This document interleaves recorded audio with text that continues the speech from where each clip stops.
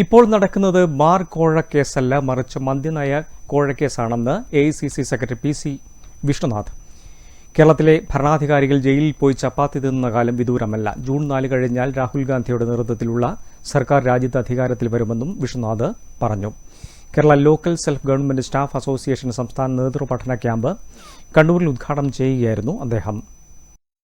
ഇപ്പോൾ നടക്കുന്നത് ബാർ കോഴക്കേസല്ല, മറിച്ച് മറ്റിതര സംസ്ഥാനങ്ങളിലേതുപോലെ മദ്യനയ കോഴക്കേസാണ്.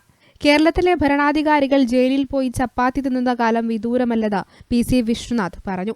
ജൂൺ 4 കഴിഞ്ഞാൽ രാഹുൽ ഗാന്ധിയുടെ നേതൃത്വത്തിലുള്ള സർക്കാർ രാജ്യത്ത് അധികാരമേൽക്കുകയും മുഖ്യമന്ത്രി പിണറായി വിജയന് ഇതുവരെ നരേന്ദ്രമോദിയിൽ നിന്ന് ലഭിച്ചുകൊണ്ടിരുന്ന സംരക്ഷണം അവസാനിക്കുമെന്നും അദ്ദേഹം പറഞ്ഞു.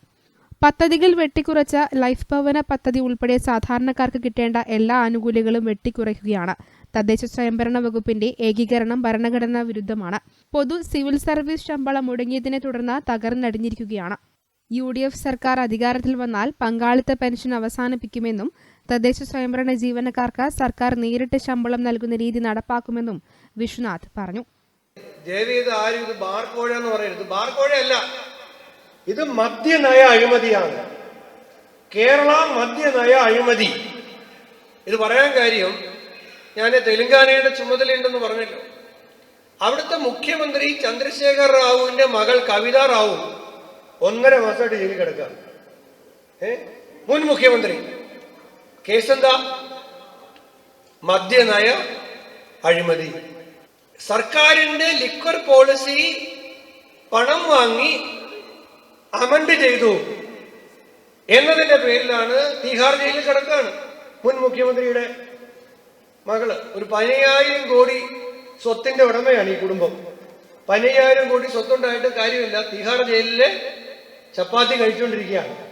ദില്ലിയിലെ ഉപമുഖ്യമന്ത്രി 1.5 വർഷമായിട്ട് ജയിലിലാണ്. ഞാന് ചില ആളുകള് അവരുടെ ഭാവി ഓർത്താണ് ഇത് പറഞ്ഞത്.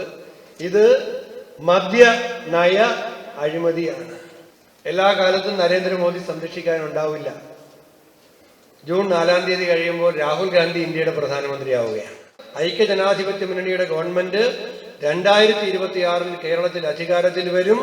അന്ന് ആദ്യ തീരുമാനങ്ങളിൽ ഒന്നായി തന്നെ പങ്കാളിത്ത പെൻഷൻ പിൻവലിച്ച് സ്റ്റാറ്റ്യൂട്ടറി പെൻഷൻ കേരളത്തിൽ നടക്കും.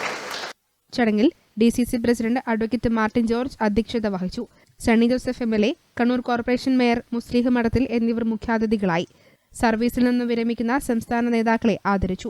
KLGSA സംസ്ഥാന പ്രസിഡന്റ് PI ജേക്കബ്സൺ, മുൻ mayor advocate TO Mohanan, M Vasanthan, NA Jayakumar തുടങ്ങിയവർ സംസാരിച്ചു.